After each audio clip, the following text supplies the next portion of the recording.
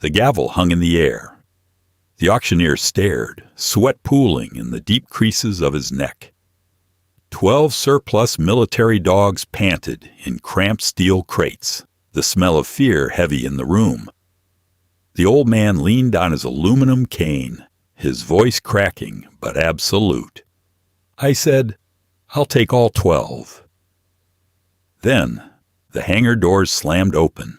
The industrial hangar smelled of ammonia, damp sawdust, and the sharp metallic tang of anxiety.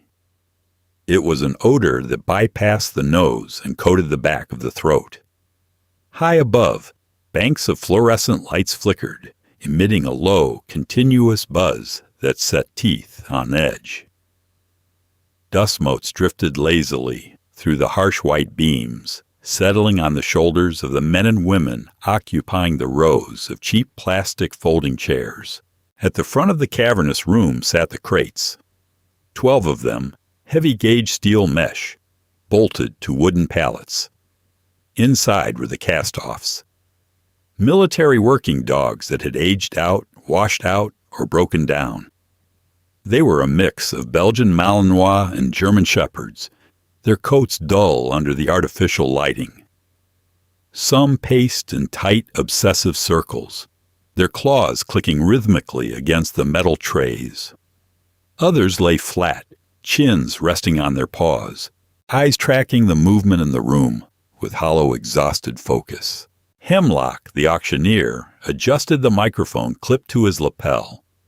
He was a man composed entirely of sharp angles and nervous energy, wearing a suit that looked slightly too large and smelled faintly of stale tobacco.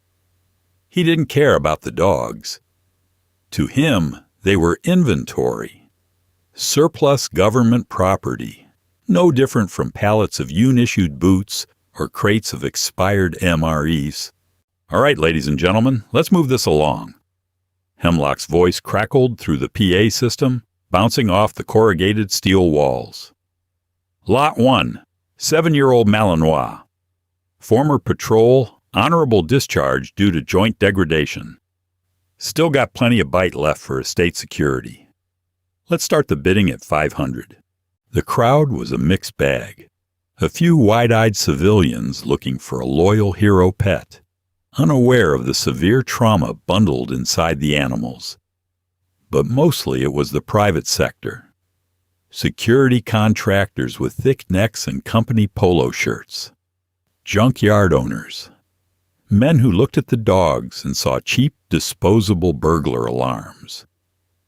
In the third row, an old man sat perfectly still. His name was Frank. He wore a faded canvas jacket that had been washed so many times it had lost its original color, settling into a permanent dusty olive.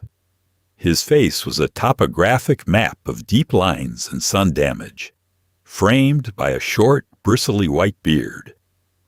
Both of his hands, thick-knuckled and spotted with age, were stacked on the curved handle of a silver aluminum cane. He hadn't spoken a word since he walked in. He hadn't bought a cup of the terrible scorched coffee by the entrance. He had just watched the crates. 500, I got 500 from the gentleman in the back, Hemlock droned, pointing a pen at a heavy-set man in a windbreaker. Do I hear 6? 600 for the Malinois. Inside crate number 4, a massive German Shepherd threw his weight against the mesh door. Bang! The metal rattled. The dog didn't bark. He just hit the door, backed up, and hit it again. Bang! His snout was cross-hatched with faded pink scars, and the top half of his left ear was gone, leaving a jagged, healed stump. Frank's eyes shifted to the shepherd. The dog hit the door again. Bang! 600, going once, Hemlock called out. Frank placed his boots flat on the concrete floor. He pushed his weight onto the cane, the rubber tip squeaking slightly in the quiet room. His left knee, held together by titanium pins and sheer stubbornness, popped loudly as he stood. He didn't raise a paddle. He didn't wave his hand. He just cleared his throat. I'll take the lot, Frank said. The hangar went dead silent. The humming of the lights suddenly felt deafening. The shepherd in crate 4 stopped pacing and stared through the mesh, panting, thick ropes of saliva hanging from his dark jowls. Hemlock blinked, leaning forward over his podium. "Excuse me, sir. We are currently bidding on Lot 1. "I heard you," Frank replied. His voice wasn't loud, but it carried a gravelly resonance that demanded attention. It was the voice of a man who had spent decades giving orders over the roar of diesel engines. "I'm not interested in playing your game. You've got 12 dogs up there. None of these people know how to handle them. They'll end up chained to a fence in a scrapyard, or put down when they bite some idiot who tries to pet them while they're eating." A murmur of irritation rippled through the rows of buyers. The man in the windbreaker stood up, scowling. "Hey, old man, wait your turn. I got a bid in." Frank didn't even look at him. He kept his eyes locked on Hemlock. $10,000. Cash. He reached into his canvas jacket and pulled out a thick, tightly rubber-banded brick of bills, tossing it underhanded. It landed on the auctioneer's plywood table with a heavy, definitive thud. "For all 12. Write the receipt." Hemlock stared at the money. 10,000 was significantly more than he expected to pull for the entire lot combined. These were broken dogs, liability risks. The paperwork alone usually discouraged bulk buyers. He licked his lips, his eyes darting from the cash to Frank, then to the disgruntled crowd. "Sir, this is highly irregular," Hemlock stammered, though his hand was already inching toward the stack of bills. "The auction format requires—" "The format requires you to liquidate government assets at the highest fair market value," Frank interrupted, leaning heavily on his cane. His breathing was slightly labored, a faint wheeze deep in his chest. "I just gave you the highest value. We're done here." Hemlock looked at the crowd. No one was going to counter $10,000 for a dozen damaged K9S. He picked up his gavel, a greasy smile stretching across his face. "Well, I suppose if there are no objections." Hemlock raised the wooden mallet. Bang. The heavy industrial steel doors at the back of the hangar didn't just open. They were shoved apart with enough force that the rolling hinges shrieked in protest, slamming against the concrete stoppers. The cold afternoon air rushed into the stagnant hangar, carrying the scent of exhaust and incoming rain. The crowd turned as one. Frank slowly rotated his shoulders, leaning on his cane, his eyes narrowing against the sudden influx of gray daylight. 3 figures stepped through the threshold. Morgan's boots hit the epoxy floor with a heavy synchronized rhythm alongside Wyatt and Sullivan. She felt terrible. Her throat felt like it was lined with sandpaper. Her right shoulder carried a dull, pulsing ache from a static line jump 3 weeks ago, and she was running on exactly 4 hours of sleep spread across 3 days. She wore faded tactical pants and a dark, unmarked soft-shell jacket. No patches, no rank. Just the quiet, unmistakable posture of someone who spent their life moving toward gunfire. Morgan swept the room with her eyes, processing the environment in fractions of a second. Exits, sight lines, the auctioneer at the front, the hostile, confused crowd, the old man standing in the aisle, and the cages. The smell of the hangar hit her, and her stomach turned. It wasn't disgust. It was memory.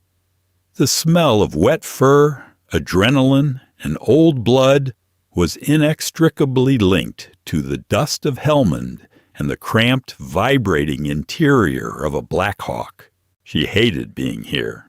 She hated the sterile, fluorescent purgatory where living, breathing operators, even the 4-legged ones, were bartered away like used tires.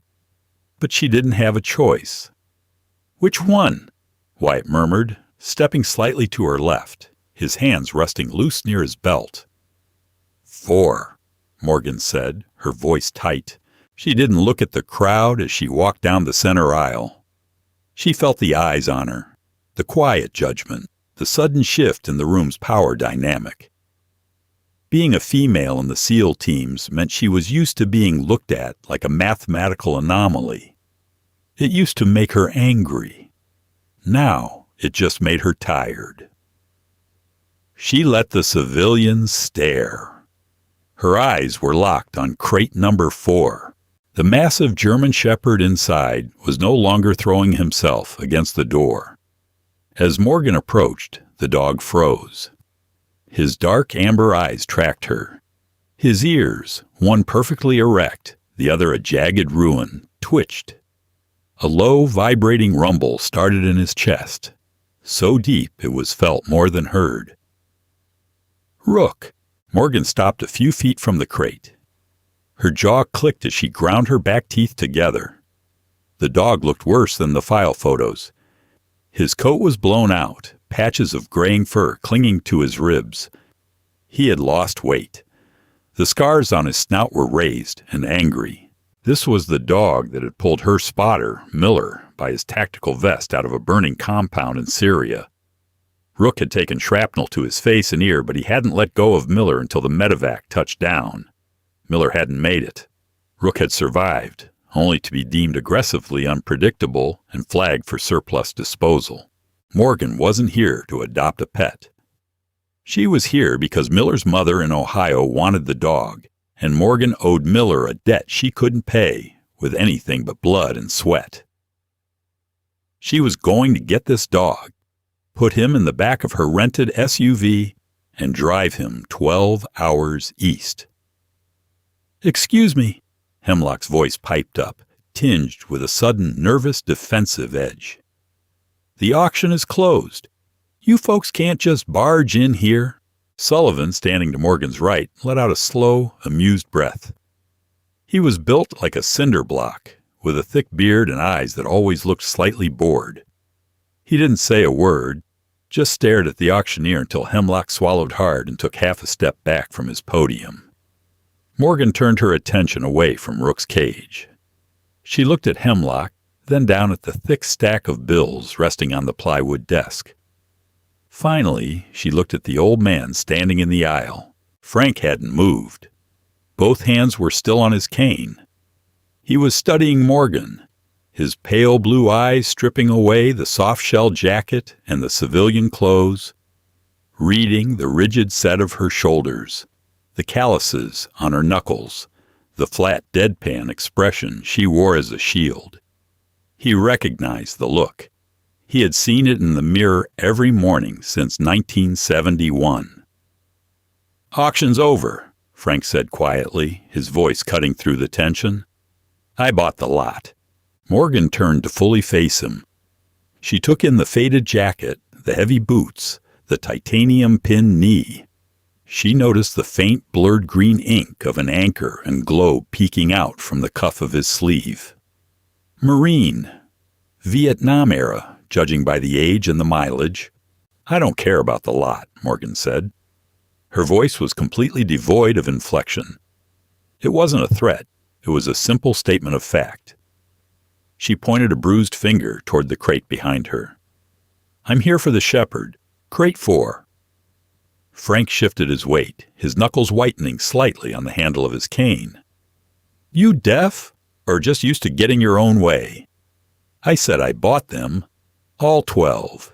I have the government requisition forms right here," Morgan said, reaching into her jacket pocket and pulling out a folded piece of paper. "Department of Defense transfer order. Signed off by the base commander. The dog was never supposed to be on this block." Hemlock practically vibrated with anxiety. "Listen, lady, I don't know who you are, but the hammer fell. The transaction is complete. The DOD put these animals in my inventory, and I sold them." Wyatt took a single step toward the podium. "Hemlock, was it? How about you shut your mouth and practice your deep breathing for a minute?" Hemlock clamped his jaw shut, shrinking back. Morgan didn't take her eyes off Frank. She ignored the auctioneer, ignored the angry murmurs of the security contractors who were still lingering, hoping the deal would fall apart. This was between her and the old man. "He's not a pet," Morgan said, softening her voice by a fraction of a degree. She wasn't begging, but she was trying to bridge the gap. "He's a liability. He's got severe trauma, noise reactivity, and he bites. You try to put a leash on him, he'll take your arm off." Frank let out a dry, rattling chuckle. "Honey, I've been getting bit by things a lot worse than a broken dog since before you were born. I didn't buy them to play fetch. I bought them to keep them away from these vultures." He jerked his chin toward the back of the room. "I run a sanctuary out in the county. 5 acres, high fences, quiet. They'll live out their days in peace. Nobody forces them to work. Nobody forces them to do a damn thing." Morgan felt a sharp, sudden pang in her chest. It was a good plan. It was a noble plan. It was exactly what these dogs deserved. But it didn't change her mission. "I respect that," Morgan said softly. "I do. But the shepherd goes with me." "Why?" Frank challenged, leaning forward slightly, his eyes flashing with stubborn fire. "You look like you need a week of sleep and a therapist, not an aggressive K9. You gonna put him back to work?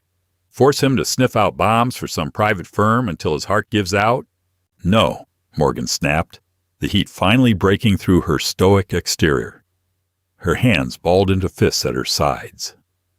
"I'm taking him to the mother of the man who died, while this dog was dragging him out of a firefight. He belongs to the family. He belongs to his handler." The silence in the room deepened. The only sound was the humming of the lights and the heavy rhythmic panting of the dogs. Frank's face softened, the deep lines around his mouth relaxing slightly. He looked past Morgan toward crate 4. Rook was still staring at the seal, the low growl vibrating in his throat. "His handler is gone," Frank said gently. "The dog doesn't know about mothers or Ohio. The dog only knows the pack. And right now, his pack is gone. He's feral. He's terrified." Frank looked back at Morgan. "You try to put him in a car, he's going to hurt you." "I'll manage," Morgan said, her jaw tight. Frank sighed, a long, weary exhalation. He pulled his cane back, straightening his posture as best he could. "Tell you what, you paper pushers and operators think a signature on a piece of paper means a damn thing to a dog. It doesn't." He gestured toward the crate with his free hand. "You want him? Go get him. Open the cage. You get a leash on him, and he walks out of here with you. He's yours. I'll tear up the receipt for that one. But if he lunges, if he snaps, he stays with me. I'm not letting you get mauled, and I'm not letting them shoot him because you forced his hand." Morgan stared at the old man. It was a massive risk. Rook was classified as heavily reactive. The auction handlers had moved his crate with a forklift because they were too afraid to transfer him to a leash. "Morgan," Wyatt said quietly from behind her. It was a warning. "Stand by," Morgan replied, not looking back. She turned and faced the crate. Morgan walked toward the steel mesh door. The air around the cage felt thick, radiating heat from the massive animal inside. Rook had stopped growling, which was worse. He was perfectly still. His weight shifted slightly backward, coiled like a rusted spring. She stopped 3 feet away. Her heart was beating a heavy, slow rhythm against her ribs. She was exhausted, her knee ached, and her uniform smelled faintly of dry cleaning fluid and stale airplane coffee. She wasn't a dog whisperer. She was a door kicker, a shooter. She relied on violence of action and overwhelming superiority. None of that worked here. She remembered Miller sitting on the tarmac, letting Rook chew on the sleeve of his heavy bite suit, laughing as the dog thrashed. "He doesn't respect authority, Mo," Miller had said, out of breath. "He only respects honesty. If you're scared, he knows. If you're lying, he knows." Morgan wasn't scared, but she was empty. Instead of standing tall and trying to assert dominance, Morgan did the last thing the crowd expected. She dropped. Her right knee hit the concrete floor with a dull thud. She ignored the sharp spike of pain from the joint, crossing her legs and sitting entirely on the dirty epoxy floor. She kept her hands resting loosely on her thighs, palms up. She slouched slightly, making herself smaller, less imposing. The hangar was dead quiet. Even Hemlock had stopped breathing loudly. Morgan didn't look Rook in the eye. That was a challenge. Instead, she stared at his paws. Thick, calloused pads with overgrown black nails. "Hey, buddy," Morgan whispered. Her voice was raspy, stripped of any command presence. Just a tired woman talking to a tired dog. "I know, it sucks." Inside the crate, Rook shifted. He took half a step forward. His nose twitched, taking in her scent. He smelled the airplane coffee, the soap from the cheap motel she'd stayed in last night. But beneath that, maybe, just maybe, he smelled the ghost of cordite, the canvas of tactical gear, the adrenaline of the people who used to be his world. Morgan slowly unzipped the pocket of her jacket. She didn't have treats. She didn't have a toy. She pulled out a heavily frayed, dirty piece of nylon webbing. It was a makeshift collar braided from 550 paracord. It was green and black. Miller had made it during a long, boring overwatch in Helmand. She slid it through the steel mesh of the door, letting it drop onto the metal tray floor of the crate. Rook flinched as the nylon hit the floor. He dropped his head, sniffing the cord. He nudged it with his nose. Morgan didn't move. She let the silence stretch.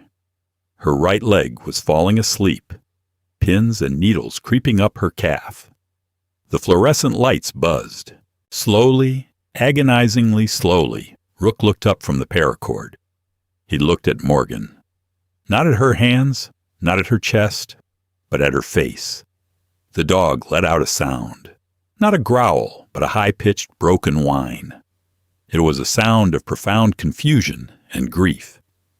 "Yeah," Morgan breathed, her own chest tightening. "Me too." She reached out, her hand moving at a glacial pace, and placed her fingers on the latch of the crate door. She didn't ask for permission. She just unclasped the heavy padlock, which the handlers had left unlocked but latched out of sheer incompetence, and pulled the metal pin. Clack! The door swung outward on squeaky hinges.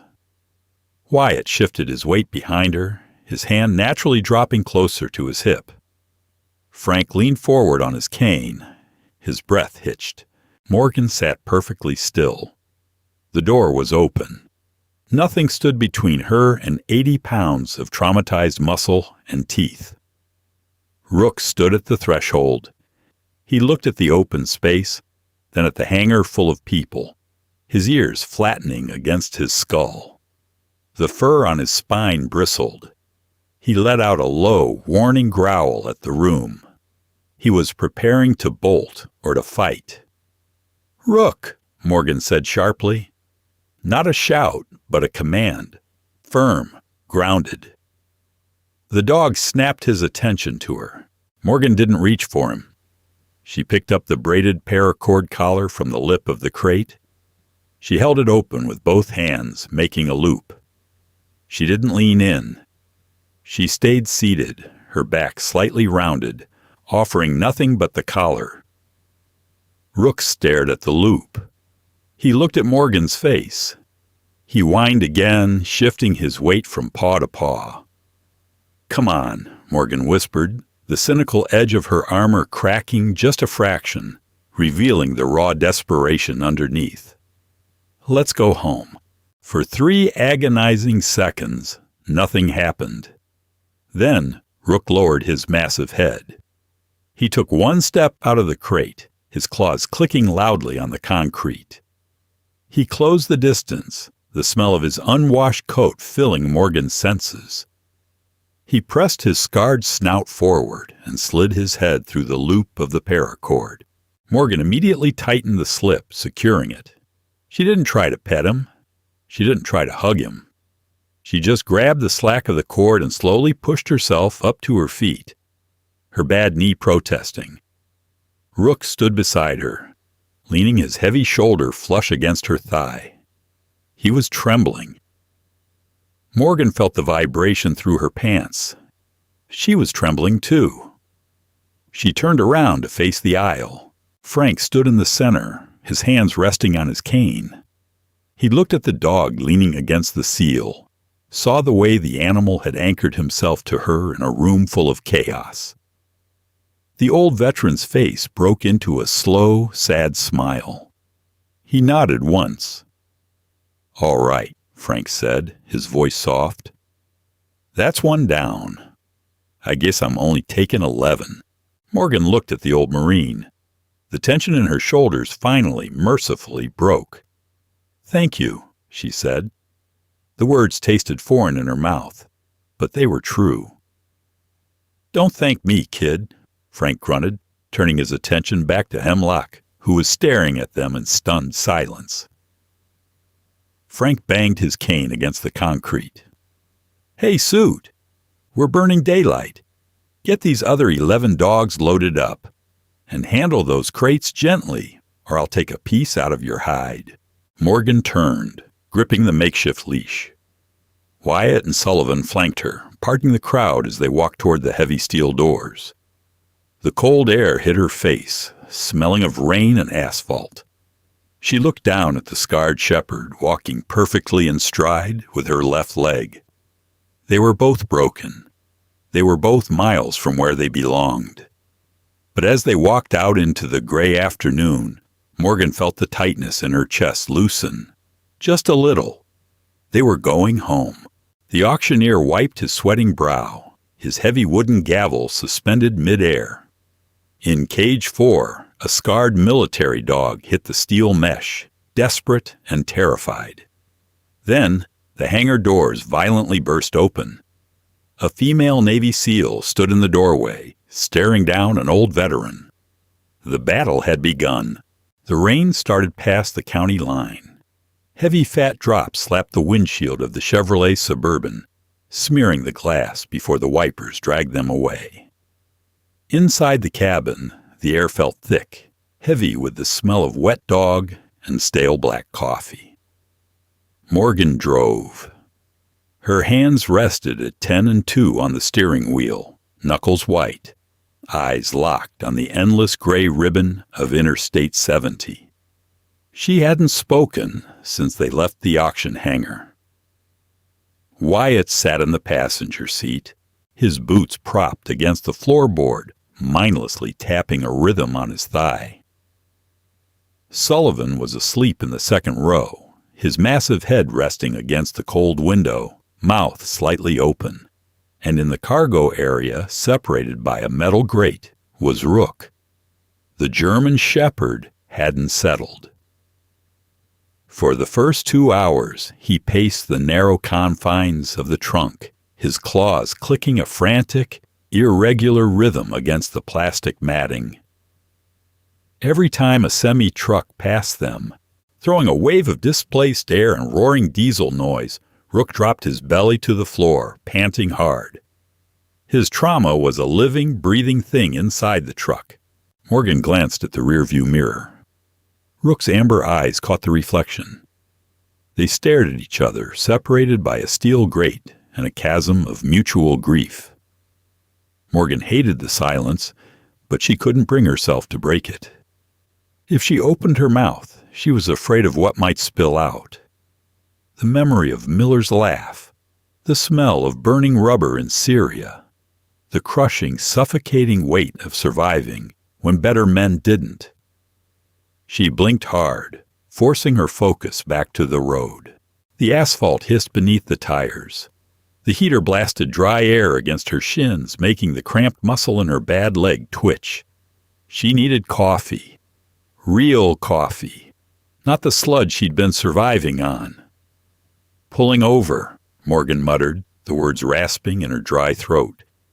Wyatt simply nodded, not opening his eyes. She eased the heavy SUV down a cracked exit ramp, the tires protesting the sudden curve.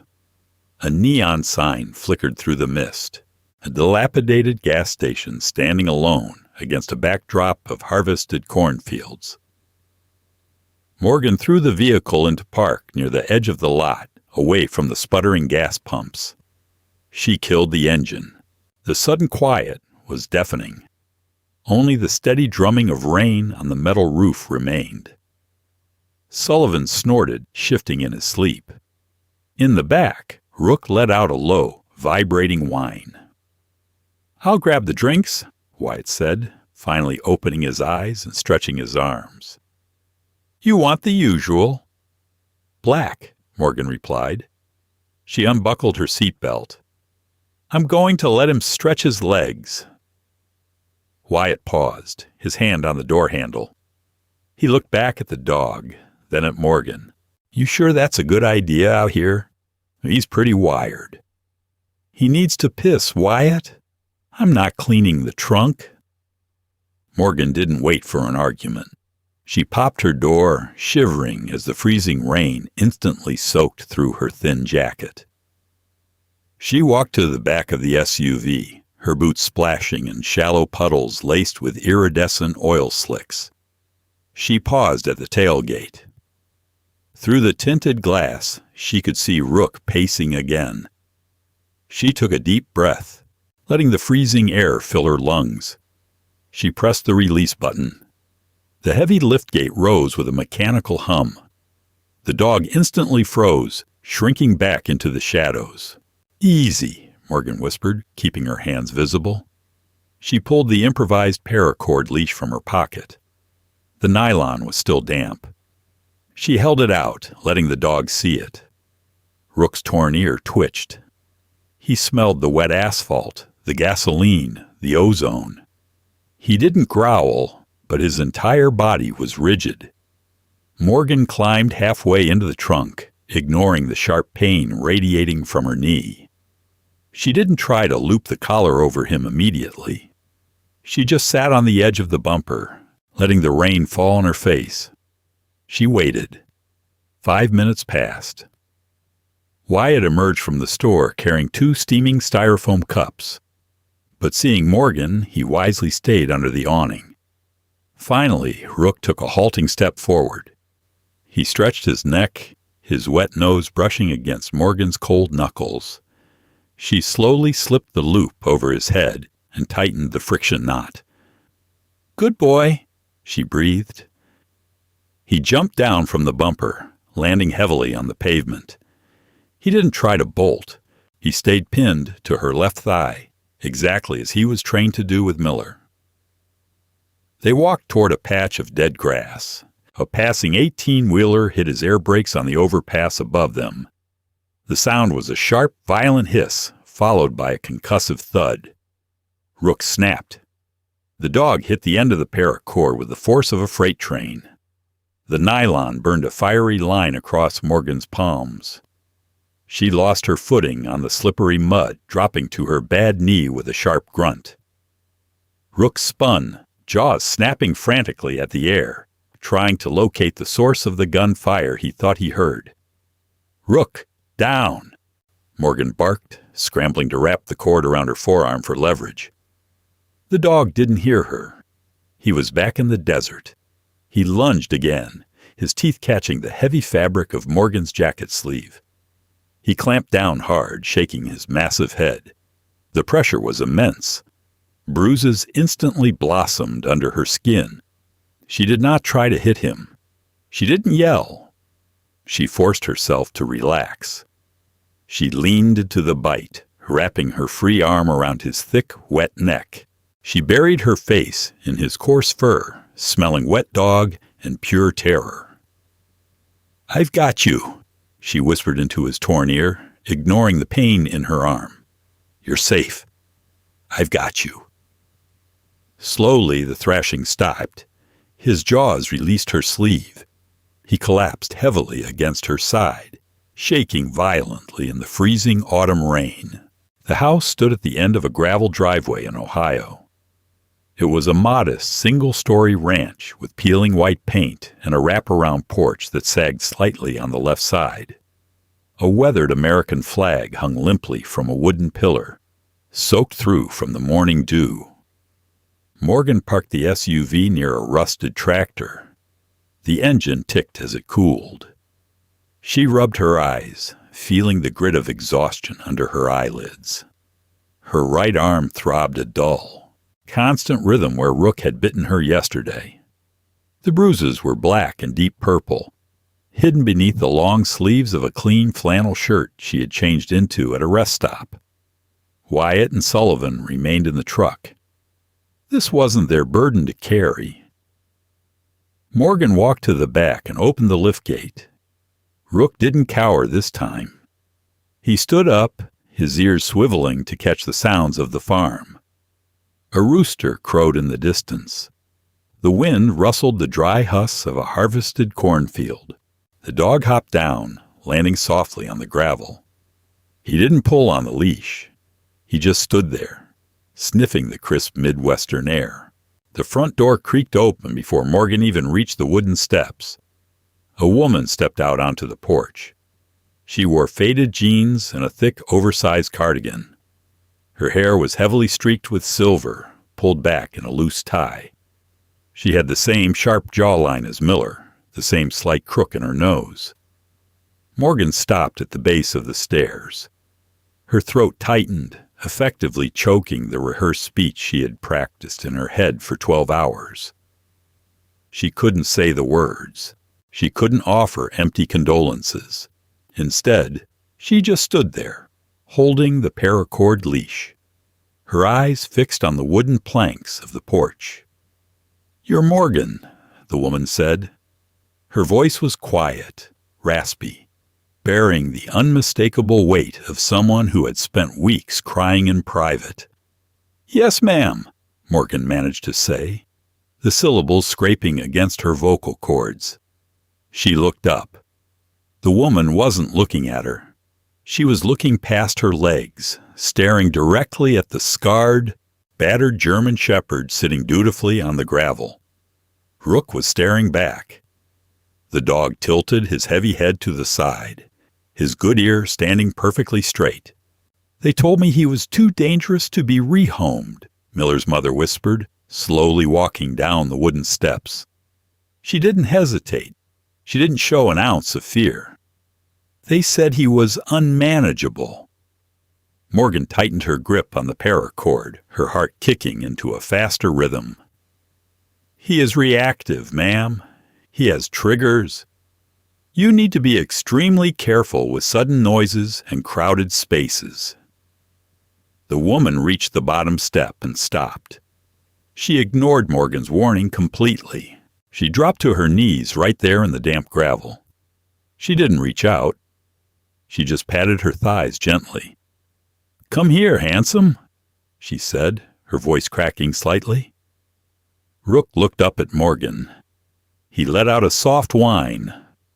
Morgan felt a lump forming in her throat, thick and suffocating.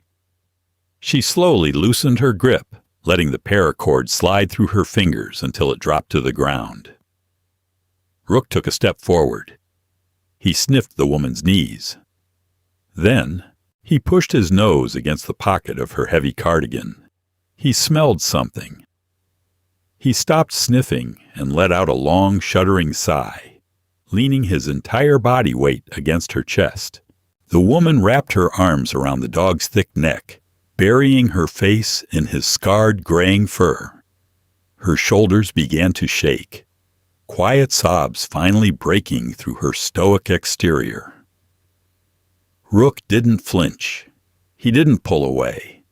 He just sat there, acting as the anchor for a grief he fully understood. Morgan watched them, feeling entirely useless. She had spent years learning how to destroy, how to dismantle, how to operate in the gray spaces of the world. She knew nothing about putting things back together. "He remembers him," the woman whispered into the dog's coat, tears streaming down her face.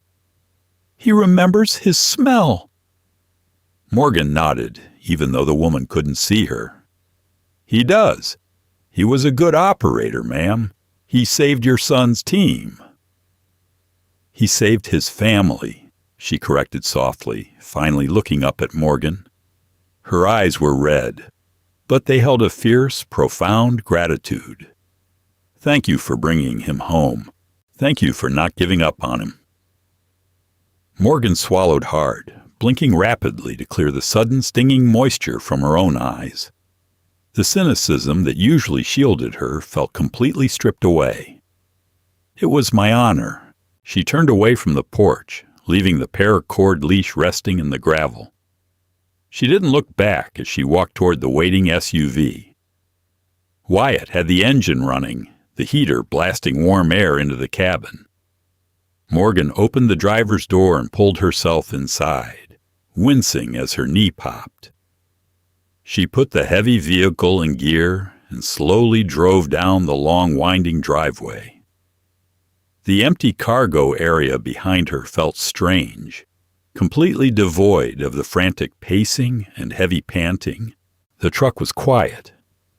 As she turned onto the main county road, heading toward the highway and the next deployment, Morgan finally allowed herself to take a deep, unobstructed breath. The war wasn't over, but this battle was finally won. Experience the raw emotion of Morgan and Rook's intense journey again. This is not just a story about a rescue. It is a true tribute to the unseen sacrifices our military handlers and their loyal K-9 partners endure every single day. If this grounded, heartbreaking tale moved you, please hit that like button, share it with a friend who respects veterans, and subscribe to our channel for more gripping narratives. We post new content weekly. Leave your thoughts below now.